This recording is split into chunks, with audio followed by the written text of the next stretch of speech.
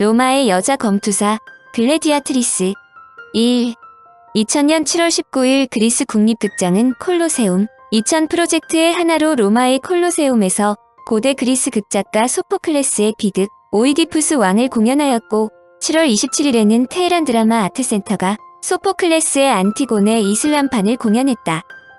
지난 523년 마지막으로 공연이 있었던 콜로세움은 이로써 1500년 만에 처음으로 원형극장으로서의 역할을 시작한 것이다. 이탈리아인들의 자부심을 느낄 수 있는 역사적 사건이라고 자평한 이 문화행사가 열린 이유는 콜로세움에 대한 부정적 이미지를 희석하기 위해서다. 그러나 로마를 찾은 많은 관광객들이 콜로세움에 상당히 부정적인 이미지를 갖는데 이는 현존하는 거대한 원형 경기장이 검투사들을 동원한 살육의 현장이라고 생각하기 때문이다.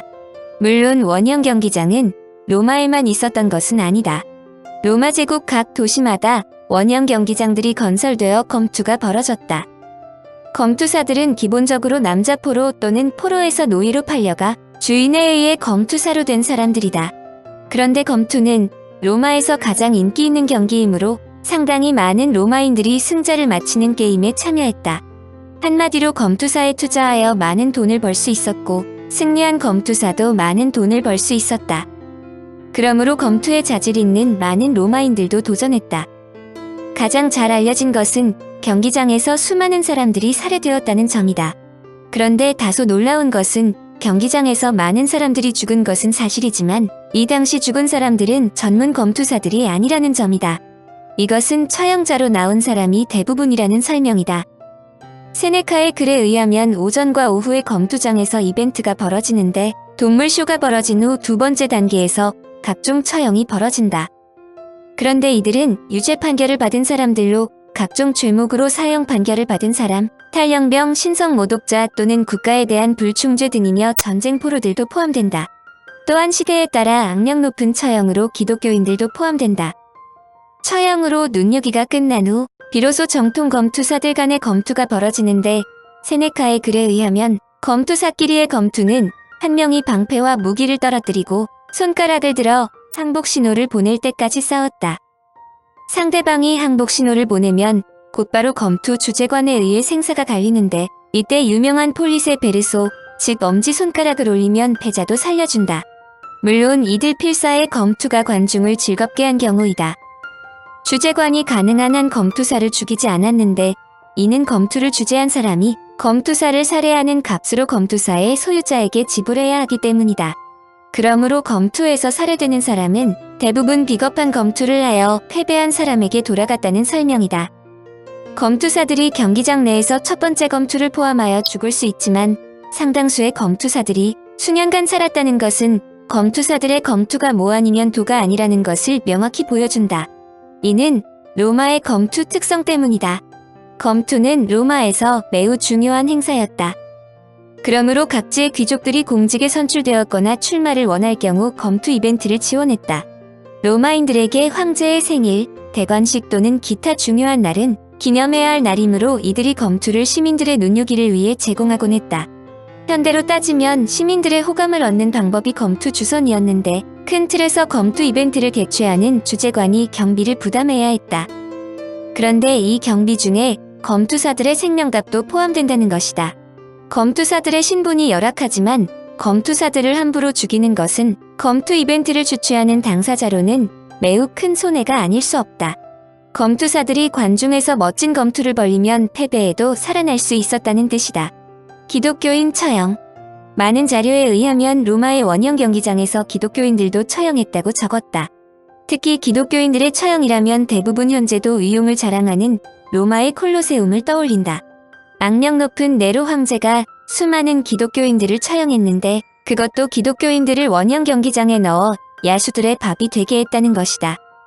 로마의 콜로세움이 검투의 간판 장소인데다 기독교 초창기 많은 기독교인들이 콜로세움에서 살해된 것은 사실이다. 그런데 이런 설명 상당 부분 사실이 아니라는 것에 역사의 묘미가 있는데 네로 황제에 의해 원형 경기장에서 수많은 기독교인들이 살해되었다는 내용을 집중적으로 조명한 영화가 바로 로버트 테일러 데보라 커 주연의 쿼바디스이다. 1905년 노벨 문학상을 받은 폴란드 헨리크 시엔키에비치의 역사소설 쿼바디스를 원본으로 하는데 영화 자체는 네로 황제 시기의 로마 제국을 배경으로 하고 있다. 영화는 주인공인 귀족 청년 비니키우스와 기독교도 리기아를 중심으로 하여 당대 로마 제국의 퇴폐상, 로마 대화제와 그에 뒤이은 기독교도 탄압, 네로의 몰락에 이르는 과정을 다루고 있다. 시엔키의 피치는 네로와 당시 로마 제국에 대해 부정적인 이미지를 만드는 데 한몫했는데 이는 쿼바디스가 대응행에 성공했기 때문이다. 영화의 배경은 네로 황제 치하의 서기 64년이다. 로마 황제 네로의 치하에서 기독교인의 박해를 피해 로마를 떠나던 사도 베드로는 도망치던 중 길에서 예수를 만나 신자들만 남겨놓은 채 로마를 빠져나온 자신의 잘못을 깨닫고 다시 로마로 돌아간다. 영화 속의 주인공은 로마의 제14군단장 마커스 비니키우스 장군과 리지아 역으로 당시 지적인 아름다움으로 팬들의 사랑을 받았던 데보라 카가 맡았다.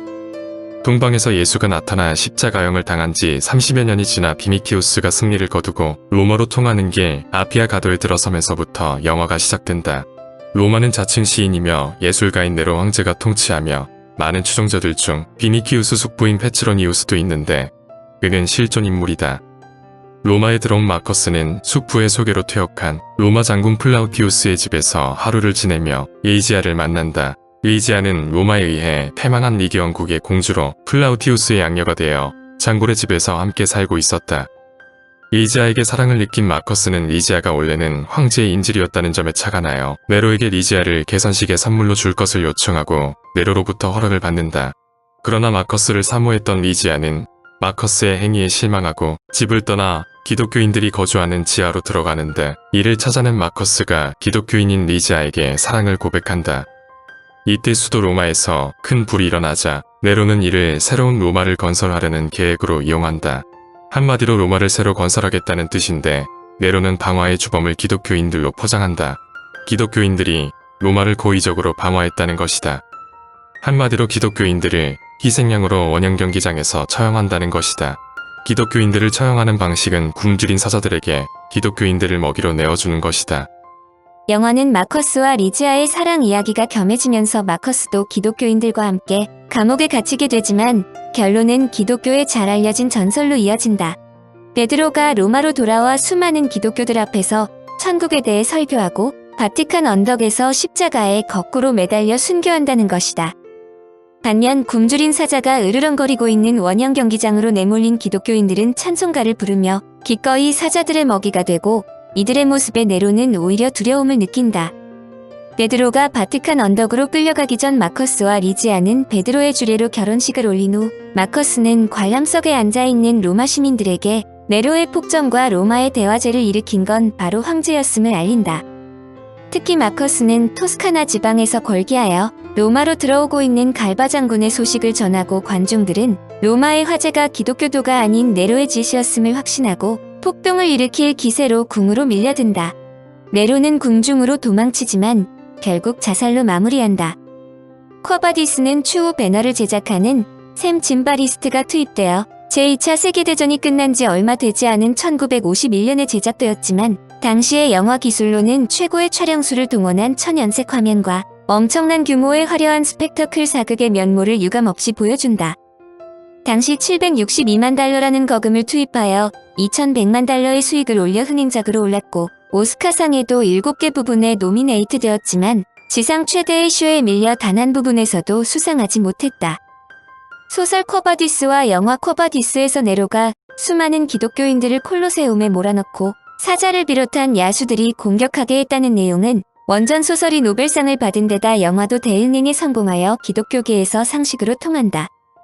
그러나 학자들은 영화에서 시종일관 네로에 대한 부정적인 이미지를 보이는데 이 문제에 관한 한 상당 부분 진실된 역사와는 다르다고 주장한다.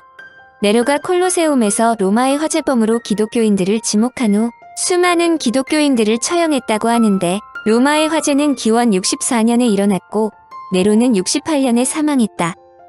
그런데 로마의 콜로세움이 세워진 것이 기원 80년이기 때문이다. 또한 아무런 방어 능력이 없는 기독교인들을 동물들로 하여금 살해하라고 만드는 것 자체가 그다지 자극적이거나 흥미를 끌지 않는다는 설명도 있다. 그런 처형 방법이 전혀 없지는 않았을지 모르지만 대부분의 경우 십자가에 기독교인들을 매다는 것이 더 교훈적이라고 생각했다는 것이다. 더불어 학자들은 네로가 로마를 불태웠다는 것도 무죄라고 설명하는데 이 부분은 로마 황제 네로의 미스터리장에서 별도로 설명한다. 청취자에게 원하는 것은 1. 구독 2. 좋아요